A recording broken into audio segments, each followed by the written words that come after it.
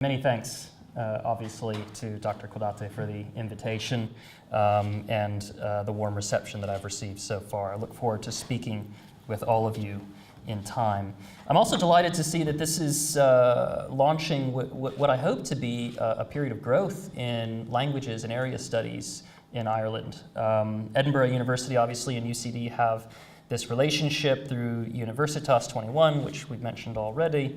And I'm hoping that as all of these universities, particularly the capital universities, are developing new global leaders, one of whom I've met today, Mr. O'Shea, that they're going to see the value in learning languages and cultures and not simply the kind of applied fields of business or economics, that in fact these sort of cultural and linguistic skills go hand in hand with these other technical skills that are also obviously valuable.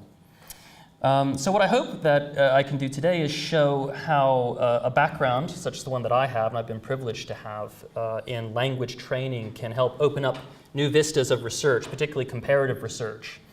And that seems to be a trend within my field, to go away from national histories and kind of singular studies more to global trends and comparative histories that help us understand transnational systems that have really shaped the world we live in. And so today I'm going to talk to you a little bit about diary writing, which is one of my bailiwicks, and how writing a diary during the war crafted a lot of people's identities and thereby also helped create the world we live in today. Okay? So when I give this talk, I usually start with a story about a man that I met in Japan named Okamoto Masa, who had formed his own peace museum. And basically was inviting people primarily from Southeast Asia to come to Japan, learn about Japan, but also promote international understanding and peace. Now, his personal history was interesting because he was a former kamikaze pilot.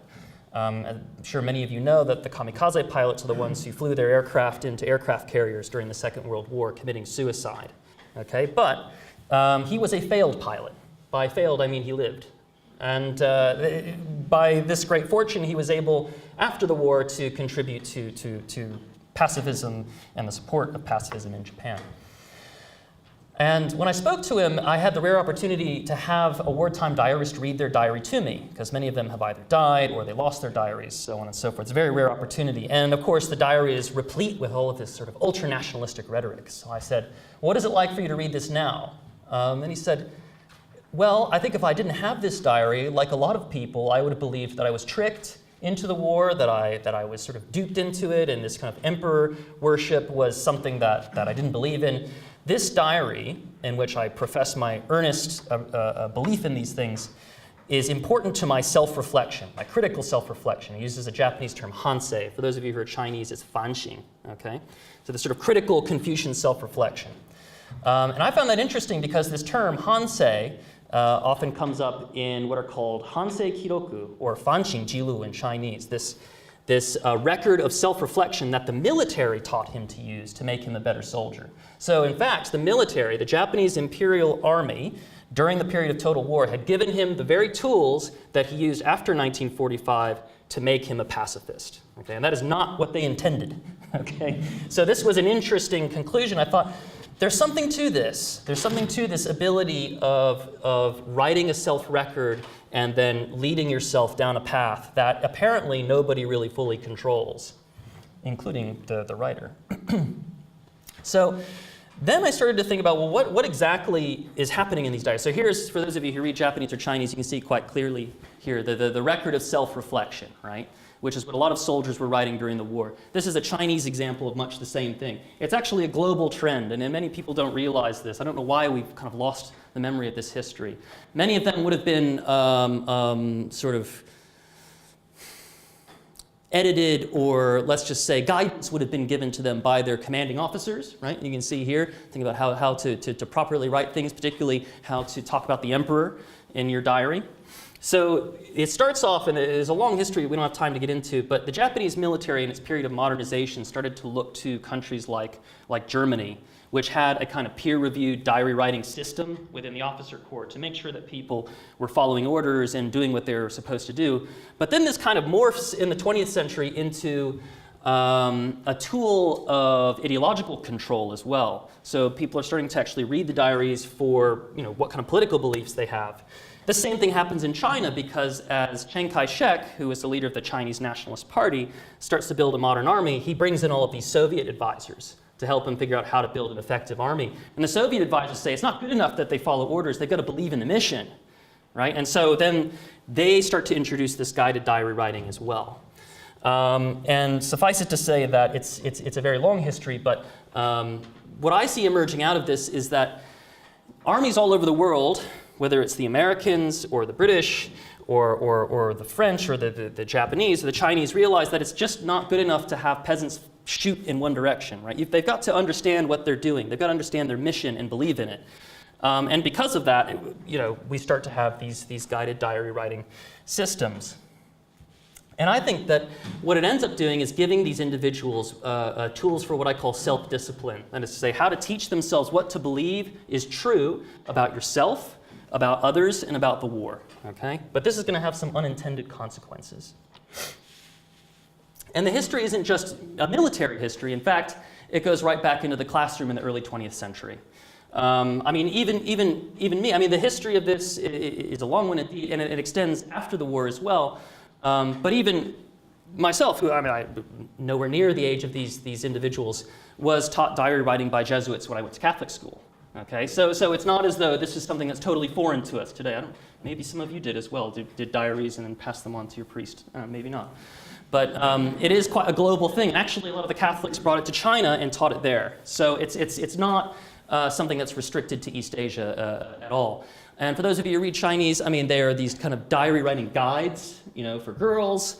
In Japan as well, you have young people taking newspaper clippings and writing diaries about the content of what they're reading in the news. These are teenagers doing this. As well as the publication of diaries in China and Japan that people think are exemplary, right? That other students should imitate. So it diffuses the culture. It goes all the way back to the beginning of the 20th century. So all of these guys who served in the Second World War, well, not all of them, but a large amount of them, understood what a diary was. They'd been exposed to how they're supposed to be written, okay? There are a few methodological problems that we encounter when we study these texts, though, and I don't really have time to go into all of them, but I just wanted to flag a couple of things. So wartime diaries are not simply producing what other people want to hear, which is one of the assumptions people make. If you're going to write a diary and your officer's going to read it, you're just going to write whatever he wants to hear, right? Except that if you lie and you get caught lying, you're going to be punished. So in fact, when you look at the sort of private accounts and the public accounts, sometimes the public accounts are a little more reliable, okay? Because you write a diary for yourself, you can say whatever you want to believe. No one's going to punish you for saying that. Of course, there are things that are considered verboten in the public documents, but the boundary isn't as firm as you think it is, because after all, language has to come from somewhere. Right? You don't just invent a whole new language. I mean, Wittgenstein, the important 20th century philosopher, interceded on this debate pretty decisively, saying there is no private language. The language that you use is the same language that you use publicly. It's all kind of flows together. So the more that, and as I've argued elsewhere, the more that you say, no, this is my private space, I'm not being influenced by the outside, and I think social media is teaching us this more and more, the more vulnerable really you are to that influence. You have to really be aware that the language you use is not made up by you. It's made up by other people, and you're toying with it. That being said, they do have some room to play, as we'll see in a minute. But this is a good example of how, as history goes by, different kind of changing discourses are starting to affect people's personal records. So this guy, whom I'll call Kogura Isamu, I have to use a pseudonym here for privacy reasons. So he has this pocket diary, what they call a techo in Japanese, or shojang in Chinese, or a little pocket diary that he wrote during the war. And then after the war, he photocopies it, he tapes it into this notebook, and he rewrites it. But he still calls it a diary, okay? So I read both, and there's some differences. Here's a good example. So in his post-war notebook, from March 21st, 1941, when he's in China fighting the war, he writes, "I'm still alive after yesterday's battle. Tomorrow we will launch an assault, and I am determined to die. Father, brother, Yuki, I think myself fortunate to die by a machine gun's bullet." The end. Now, the wartime pocket diary has a little bit more in it. Here we go. "It's clearer tonight than before. Some aircraft came through the night. Our planes are firing their machine guns. It's unspeakable, and then he writes something that's illegible. They're doing it over and over and over again. This morning at first light, when I was sleeping, the bullets came zipping right over my head, so they woke me up. I'm so tired, so please, from here on out, will you planes give us a break when we're sleeping? So I don't know why he changed it. Maybe he thought it made him look like a coward. Maybe he thought it didn't fit the mold of other diaries he had read, or maybe he just thought it wasn't good reading. The point is you don't know. In one journal entry, Kogura addresses his friends, family, the enemy, and even uses sort of popular jingoistic rhetoric that's common from wartime published discourse. So like most diaries, it was neither public nor private, but it's sort of a crucible in which the demands of the wartime discourse are being negotiated by the diarist, who of course has his own experiences and desires that he wants to articulate. So there's a kind of give and take. So I'm not going to go through all of the stages of what I like to call self-discipline, but if language really isn't owned by us, you think, well, what is a diary useful for? And I think it's really helpful for understanding how people at the grassroots of social history participate in these events and create the world that we live in. Diaries are sort of tools for and evidence of self-disciplinary acts, okay? That helps us understand not only why the Second World War is so severe, why it's so brutal, why it carries on and no one stops, but it also shows us how East Asia came to be what it is today. So the war is between China and Japan erupts in 1937, so before 1939, before things start in Europe. It's a particularly severe war, and it leads to millions of casualties across East Asia. Chinese diarists who endured the combined land, sea, and air assaults of the Japanese armed forces, they really felt like they needed to mobilize themselves. They needed to get out onto the battlefield and feel like their deaths were worth something. So when you read the records that they leave behind, there are all these sort of sensory experiences they're trying to make some kind of coherent narrative out of. One Chinese officer tried to describe the sounds of artillery bombardments, rifle reports, men's groans, the approach of aircraft. They inspire him to pen such phrases as, the sounds of the assault and killing could be heard up into the heavens. Chinese commanders in Shanghai describe vividly how bullets were ricocheting through city streets and Japanese naval bombardments shattered all the glass in the city windows. Fighting the Japanese in northern China, one company commander wrote in his diary that under this barrage of artillery, he opens up this notebook and he starts writing, at about 10 a.m. while on the march, I saw the enemy planes and artillery blasting us. It thunders in our ears without ends. The enemy artillery fire is unceasing and maddening. These experiences are transformed in the diary text into motivations, though, to intensify the resistance against Japan. Reflecting on the earlier Japanese invasion in 1932, another company commander writes in his diary, these past 5 years, our people have suffered indignities and deceptions that have added to our fury. At the same time, however, they have also become a source of boundless inspiration. One of the pilots who were defending Shanghai and Nanjing from the Japanese Air Force writes in his diary, news came that the situation up north is getting graver and graver by the day. The Japanese slaves have tried every scheme and trick in the book, but they have only incited our anger, so now they're trying their last hand, which is military force. Because of this, our unit is on a heightened state of alert. My fellow countrymen are also unusually excited about it. We're all waiting for the opening of the war of resistance so that we can kill the enemy. Unfortunately, the Japanese are going through the same process. They're also mobilizing themselves, right? Japanese servicemen are getting ready to commit these acts of violence long before the drive for Nanjing and this infamous Nanjing massacre, even before they had experienced any sort of brutality at all. Landing in central China after the Japanese army had been bogged down for months in Shanghai, a corporal named Hamazaki Tomizo felt the time to punish the Chinese had come. Look upon the land and sea, Chiang Kai-shek, who is the leader of the Nationalist Party leading the resistance. You did not know the resolve of the Japanese Imperial Army and you dared to defy us. Now we're closing in around your neck. Now, the self-mobilization that they get involved in might also call for diarists to articulate personal reasons for why the war should be persecuted.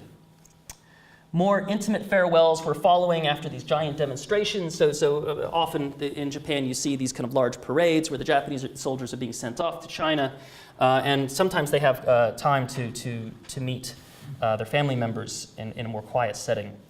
One soldier named Nagatani Masao writes in his diary, my father came to visit me at the 12 p.m. visiting hours. This is the end. If I stick to it and fall in battle with dignity, I think he will rejoice with me. But in reality, I couldn't grasp the fact that I was going to war. However, we're in the situation when a few among us, perhaps a few dozen, perhaps the whole company, might come back as bones. I promised that I would become a splendid man.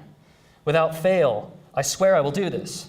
I don't know where we're going, but when the faces of those who came to see us at Marugame come to mind, the people of the city who were so moved on our behalf, I was unable to withstand their sincerity and their emotions. We were resolved. So, as the Japanese and the Chinese are mobilizing themselves, they're getting into a position where it becomes more and more difficult to think about a peaceful resolution to this conflict. Of course, the battlefield is a totally different story.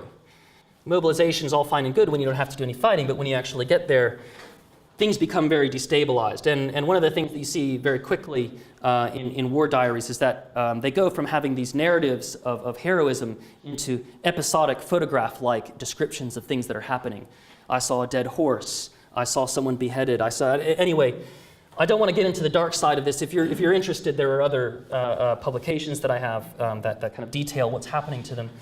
But suffice to say that the brutality of the conflict means that they feel they need to start writing things in a different way. The language that they had been given by the state during these periods of training and self-mobilization didn't feel adequate anymore, and they start experimenting. They start writing poetry. They start reaching back into religious language. And they become sort of like what Levi-Strauss called bricoleurs. They start building things and putting things together to see what combination of words and phrases and tropes and rhetoric actually produces a language that feels authentic. But it's still quite chaotic, okay? It still feels as though there's no point to the story. And I think, like most people today and then, they want their life story to have a kind of narrative arc. And so they feel like they need to kind of reconstitute themselves by writing that story. And so, as surprising as it may seem, some Japanese soldiers actually become critical of the war effort during the war on the battlefield in China. And I know that may surprise some people to hear, but there are quite a lot of anti-war Japanese soldiers fighting the war during the war. Okay? So, one soldier in particular named Umeda Fusao, who was stuck out fighting communist guerrillas in Shanxi province in the late 1930s, starts to question the war in his diary. He writes, "This time the battle was particularly harsh. Japanese losses were also horrible. I had just seen them yesterday, but dozens of mobile units got done in. Many cars were charred on the roadside with their drivers still at the steering wheel. It was so horrifying I couldn't bear to look at it. I wonder if people at home in Japan, overjoyed with the thought of the ever-victorious Japanese army, understand the unending pain that comes with this victory." Japanese medical officer Kimura Genzaimon quickly found his anger for the armed forces as well. He thought of the mobilization efforts at home and he snarls, "The only person who welcomes the call to war is one without education, someone who's ignorant. Children, women, and the uneducated elderly. The intellectuals as a whole are feckless bystanders." Sounds accurate, actually. "Does the Japanese spirit, the Nippon Seishin, find culture so intolerable? There were certain ladies who were praying for our troops, but something about it struck chords of anger in my heart." So the chronicles, though, don't necessarily, if you chronicle your experiences in the war and then you reconstitute yourself, that doesn't just lead you to being a pacifist, okay? And this is a reality of the conflict we have to confront. One soldier named Nagatani Masao, who was fighting between Shanghai and Nanjing, wrote, "I thought everyone would get home okay, but now there's nothing I can do. Why do I have such bad luck? I've killed my boys," my subordinates he's talking about. He was a platoon commander. "There's nothing I can say about it." He had exhausted his ability to control these experiences through description, but he does, however, use his rational mind to find an outlet for these powerful emotions. He's going to punish the Chinese. "I have to avenge my comrades," he wrote. "If I don't get back out there on the front line and do my job, I just can't take it. I have to stay alive to exact my revenge." In all cases, the soldiers were using their diaries to make sense of the chaotic nature of life at war and create a narrative that overcame that madness. But the ending was not predetermined, despite all of their training and exposure to propaganda. So this is true for the other side. Even after the tremendous losses, Chinese nationalist forces apotheosized their war dead and encouraged their men to seek revenge by whatever means necessary. One Chinese division commander wrote in his diary that, even though there have been terrible losses, it is inevitable that we'll get our revenge and clear our humiliation in order to comfort the souls of the war martyrs. Self-sacrifice and the cult of the martyrs factor heavily into Chinese diaries, as well as, particularly as the course of the war starts to turn against them. Another division commander described the fall of Zhejiang, which was critical to the defense of the last Chinese stronghold in Wuhan. He wrote in July 1938 that Zhejiang was already burning from enemy fire from the banks, including the division's entire position. In the midst of this heavy encirclement, even though we were surrounded and suffering horrendous casualties, fortunately our officers and men were glorious and honorable, throwing their lives into the resistance. We didn't move an inch, fighting this terrible battle all the way until 10 p.m. After 1937, descriptions of tremendous loss were almost invariably followed by proclamations of sacred martyrdom. Evidence of atrocities committed by the Japanese helped the Chinese find new reasons to fight. Once one platoon commander's unit had retaken one of their positions from the Japanese, he declares, "These people, our people, have been oppressed by the Japanese. There are corpses of men and women and children here. Many have been murdered." Thus, constructing and conducting a bloody war of attrition was justified by the brutal acts of the invading enemy. These diaries of the resistance against Japan were quickly mimeographed by military clerks in the Chinese nationalist forces and delivered to the archives for future study, which is where I found them. Now, soldiers used their diaries to craft a language that felt true to their battlefield experiences, and they're unlikely to let anyone convince them at any time to think or speak differently. If anyone's ever interacted with a war combat veteran, you know what I mean. Consequently, after the war ended, veterans often found themselves in a difficult position. They want to communicate their experiences, but find that post-war audiences who don't experience war, i.e. most of us, just aren't equipped or are unwilling to listen to them. And so there's a kind of tension in the memory here, right? When people want to remember the war, talk about the war. And I think this is true in any country that experienced the Second World War.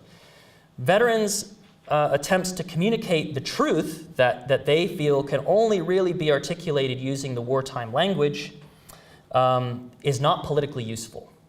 Okay, so when a Japanese veteran comes and talks about his experience in the war in China, often people on the left and the right, or whatever political designation you want to come up with, find something uncomfortable about it. Okay, they're not useful to partisans, let's put it that way. Still, I think war memory activities, whether you're a conservative or a nationalist or a globalist or whatever, you can't really talk about the war unless you use the words of veterans, right? Otherwise, you have no real authenticity. The descriptions don't seem to have much weight to them. So we want to hear from them, but then when they speak, it makes us uncomfortable. And I think that's one of the contradictions of war memory. Veterans themselves, however, rarely have control over how their writings are used in post-war discourse. They're useful as long as they're controllable by post-war political factions. This is the contradiction of memory, not just in Japan, but as I say, elsewhere in the world as well. Those who endured the war years often turn to many genres to communicate their experiences. Since the conclusion of the Pacific War in August 1945, 6 major categories of textual remembrances have emerged in East Asia, which I refer to as memory writing. Obviously, I'm not going to go into all these today, just give you a few examples. But suffice it to say that in order to communicate their experiences, which they consider very important, they engage with a lot of different genres, a lot of different styles of writing, just to get us to listen. So although many were understandably eager for peace, many combat veterans found it difficult to adjust to a world without war, especially since they'd worked so hard to develop their battlefield language.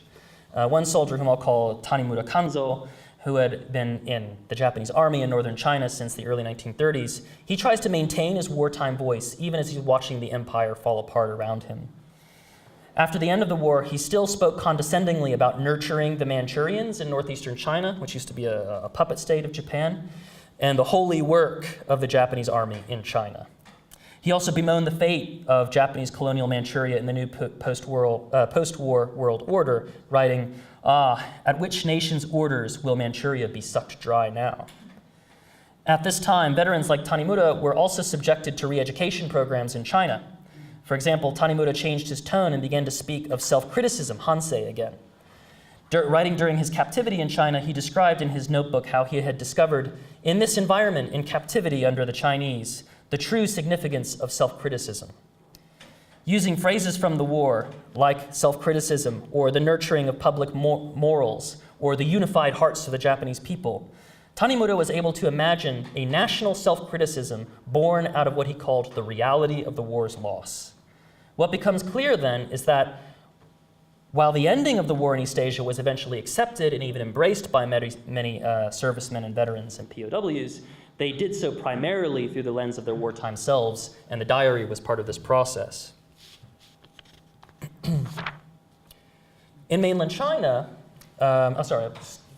before I go on to that, in mainland China, the voices of former nationalist soldiers were lost or silenced in order to make way for the orthodox view that the Chinese Communist Party had led the resistance.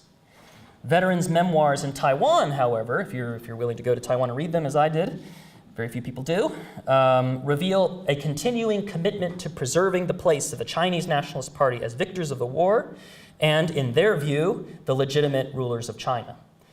One soldier named Liu Ziqing described how China rose up, 起来, awakened, 觉醒, and grew up, 长大, to become one of the great nations of the earth.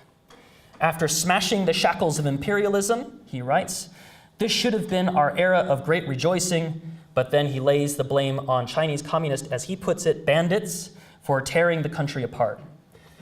Li Junqing published a memoir that closely resembled his own wartime field diary, so it doesn't change the language at all. The organization is the same. It looks like a wartime diary. And throughout, he's talking about how important it was for the Chinese Nationalist Party to inspire elan and mobilize the soldiers and the people to fight Japan. But the memoir also serves as an unforgiving mirror. Like many nationalist officers, including Chiang Kai-shek himself, Li acknowledged that the Chinese nationalist officers have a collective responsibility for losing many of their battles in the Second World War against Japan, as well as contributing to as he puts it, the degeneracy of the party. But as military cooperation between Taiwan, Japan, and the United States deepened, the mobilization of the Chinese Nationalist Party focused its attention on defeating communism on the mainland. Throughout its period in power, from 1927 to 1949, Chiang Kai-shek's Chinese nationalist government, formerly in Nanjing, encouraged the spread of diary writing in government, military circles, and schools. And I've shown you some of the consequences of that in terms of the officers mobilizing themselves to fight. This training of the population for perpetual mobilization would have unintended consequences, just as it did in wartime Japan. Chinese organizations were therefore not turning out committed leftists or anti-nationalist elements, but highly motivated individuals who were frustrated by a lack of opportunity. They emerged in 1945 as what Heidegger referred to as a standing reserve, a group of highly disciplined, committed individuals who could fit almost any purpose they found inspiring and convincing. As one young student soldier put it in post-war Hangzhou, for the mobilization of youth into the armed forces, we went without regret into the barracks and were trained to embrace personal sacrifice and study, enthusiastically joining the ranks. In the army, we received vigorous and strict military discipline so that we could strengthen the resistance against Japan and complete our revolutionary destiny to build a better China. After the Japanese surrender, we left the ranks quickly, each seeking his own path. Many of us in the youth army are men with great ambition and will. After demobilization, do we carry on with our education? Do we get a job? Should we seek other forms of employment? We all have to decide right now. So as the Chinese nationalist regime collapses after 1945, leading into the Communist Revolution in 1949, the young people who grew up during the war years and learned this guided diary writing system were, basically just carrying on with the lessons that they had picked up in the 1940s and 1930s. And they're starting to think about ways that they can affect political and social change. As one student in Kunming wrote, "The villagers often look at me with envy and encouraged me directly and indirectly in my studies. I remember at that time, villagers would say to me, 'If you get educated, you can become an official and make money, because inside of books there is a treasure chamber.' Thinking back on this, I think the Chinese government of today is no good. Society is in decline and poverty is growing. I think that this is because ordinary people think that education makes you official and there you can make money, which is a poisonous idea. We must find a way to change the course of the prevailing winds and customs in order to progress and change this depressed society. We must at least have people understand that the meaning of life is to serve the people, okay, 服务人群, which it starts to sound like an echo of communist rhetoric coming later, and not abuse them for personal gain. This has been and will be the course of my efforts and labors, and why my teachers and fellow students are focusing ourselves on education. So after the communists took power in 1949, these young people quickly joined the ranks to build a new society. For the Japanese, however, the state, including many foreign governments, was already involved in crafting veterans' voices after 1945. The International Military Tribunal for the Far East, the Khabarovsk war crimes trials, and the re-education camps run by both the Chinese nationalists and the communists produced testimonies and confessions from accused collaborators and Japanese military men. Japanese prisoners of war could be very stubborn. They could refuse some of the things that they were being asked to admit. But many of them throughout the 1940s, particularly in these prison camps, start to turn around and speak a little differently. Many of the prison camps run by the communists in particular, but also the Chinese nationalists, encouraged Japanese prisoners of war to confess their crimes and engage in self-reflection. Again, hansei, fanxing, right? Which helped to solidify their opinions on the war. Many veterans applied their self-discipline to becoming pacifists and critics of Japan's wartime leadership. When asked if he thought his anti-Japanese activities during the war were traitorous, one veteran reportedly blurted out to one of his Japanese comrades, "Are those who opposed the misguided war traitors, or are those who carried out the stupid and misguided war traitors? The people who start a war that destroys a nation are the traitors." Sounds reasonable. The Chinese Communist Party also treated Japanese prisoners with relative mercy, and this deeply affected many of the veterans' views. After his time at the Fushun War Criminals Detention Center, Japanese returnee Suzuki Yoshimasa reflected, "For me, my studies, self-criticisms, and acknowledgement of crimes in China, this was the time in which I finally opened the door for my true acknowledgement of my crimes." So influenced by the state's production of confessions and testimonies, a post-war kind of testimonial literature starts in East Asia, and it continues to today. You find a lot of this in bookstores in China and Japan now. The connection between popular testimonies and court documents underlines an important point. They both make strong claims to uncovering the truth through documentation, just like a diary does. But they also edit, organize, and discipline these testimonies for political ends. Kanki Haruo's 1957 Sanko, or the Three Alls, was a collection of veteran testimonies. Japanese society, however, was not really ready to listen to what had been going on in China. The situation, I think, really changes in the 1980s as Japanese journalists conduct research on the mainland and Chinese archives, and they begin releasing these reprints of Chinese nationalist documents. People do listen in Japan, and there is quite a critical discourse that goes on there. Chinese confessionals, however, usually revolve around victims of war crimes. But I think from the 1980s, the voices of the former Chinese nationalist veterans are starting to come out, particularly as the relationship between Taiwan and the Chinese mainland gets better and better. So there's more of a space for the nationalists to have a voice in war history. Remarkably, Chinese veterans throughout all this time, even through the Cultural Revolution, still maintained their wartime voices when they talk about the past. You'd think they would have changed it all, but they don't. Some of them say things in their memoirs like, I imagine when my friend died, he said, "I can't die a pointless death. If I take someone with me, that makes it even. And if I kill two, that means I'm one ahead." So they have these sort of fantasies that really are couched in the language of the time.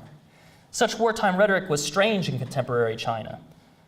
But similarly, Japanese veterans embarrassed their liberal supporters in the peace movement by bragging about their victories, talking about prostitutes they had visited, how good the life was in China, or valorizing sacrifice in a language that seemed smeared by militarism. So veterans, even when prompted to speak only of certain aspects of their war experience, still operate within the confines of the wartime language community decades after they crafted it. So the use of diary writing as a form of self-discipline, you'd think, well, this must change after the Communist Revolution in 1949. Oh, no, it gets more intense, okay?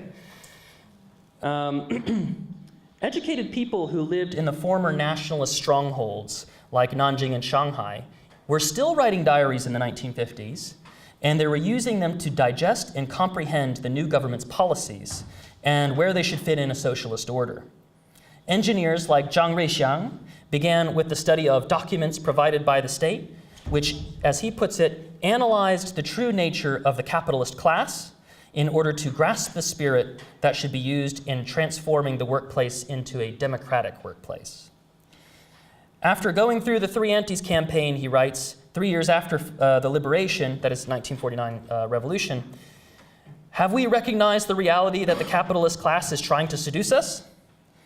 Zhang also uses his diary for self-criticism in line with public policy documents.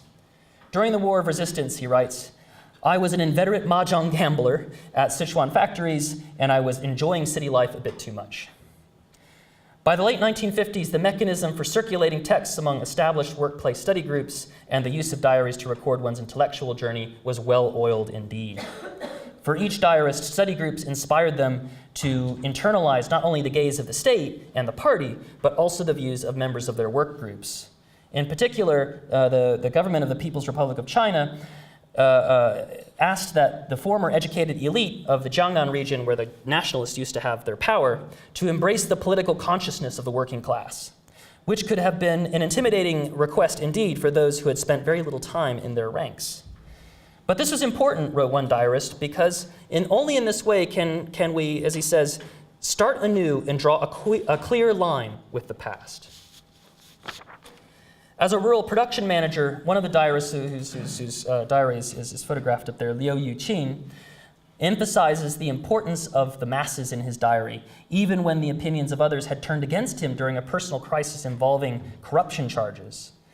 Another diarist named Shen Fangchao, who is a rural land reform activist educated in Shanghai, unequivocally embraced the valorization of mass subjectivity. He celebrated the collective and democratic culture of radicalized students in the cities. These involved many debates in which individuals offered opinions and ideas on problems reflective of an anarchist culture. As he put it, it was an anarchist culture that was full of expressions of the spirit of democracy.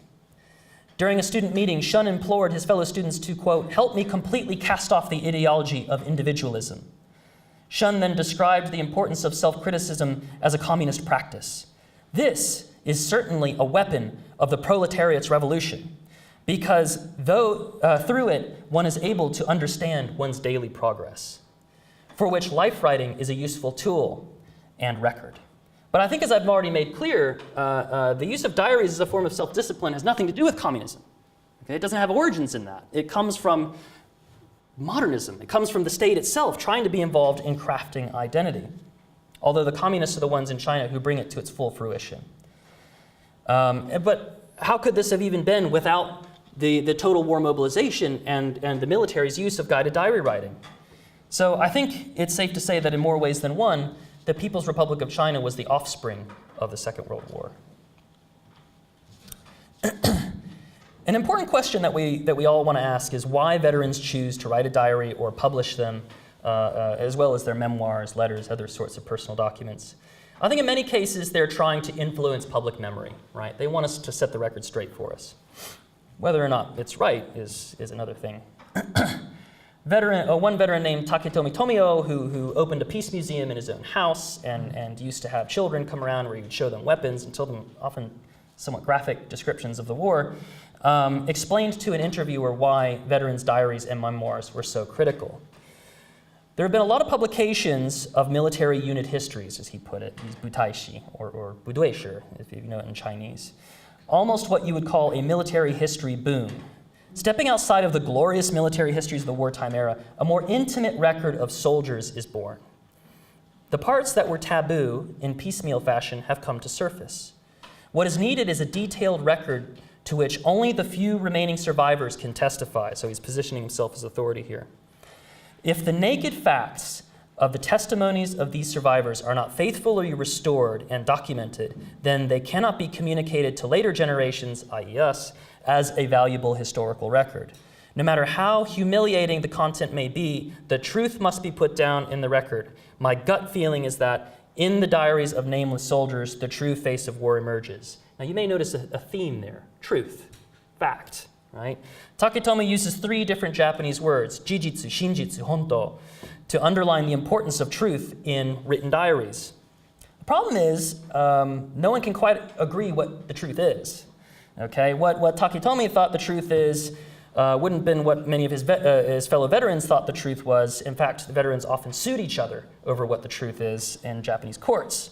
And certainly the Chinese communists, who have a commitment to truth, wouldn't have agreed about the truth that Takitomi thought he found on the battlefield. Okay? So communists, when they take up truth, they mean something totally different than what Takitomi means when he says truth, means something totally different from what one of his more conservative or right-wing comrades mean when they say truth. But one thing I think that becomes immediately evident when you speak to veterans of both war and revolution is that though they may not have the kind of power that politicians or large social organizations have to mobilize public opinion, they are less affected by such forces when they're recounting their version of truth. In many cases, such self-disciplined individuals have decided amongst themselves that publicly acknowledging their past is their new duty, right? So that means they're very committed. You're not going to dissuade them. In this sense, the stubborn adherence to truth that they discovered in the past is a direct result of their self-discipline, much of it learned by crafting a language through diary writing. It is post-war society and future generations that constructs a context where this voice is or is not heard. As the wartime and revolutionary generation passes away, this issue becomes more important than ever. How can we understand East Asia, arguably becoming the most important region on the planet, without knowing their modernity was crafted at the grassroots, using what kinds of technologies, what kinds of experiences? The diligent study of their languages, cultures, and history will be essential for navigating the next century. Thank you very much.